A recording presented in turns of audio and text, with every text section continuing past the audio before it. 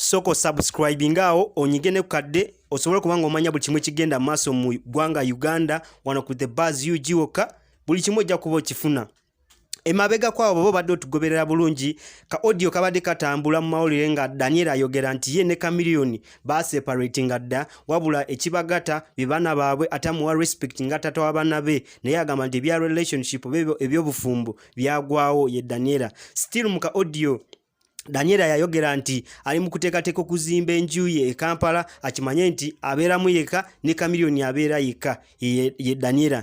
Naye abantu bavuddeyo nga babuza Chameleon ku zino ensonga nga Chameleon asirika tayagala zoogerako naye wabula Chameleon yavuddeyo n'agamba nti no kano ka audio kemuwulira katambula ka audio kadda kamaze ebbanga kadda wabula abantu bagezaako okafulumya kati banwanyise mu kintu ky'endimu ekya politics mukimanyi nti Chameleon ayagala ekifo ky'obwa Lord Mayor w'e Kampala era sawa zino ali mu nteekateeka ali mu kunoonya kalulu kati agamba nti abantu bagezaako kumulwanyisa bakomyewo ebintu ebyedda ebikadde byayita bamanye nti erinnya lye balitanishinga bamulemesa.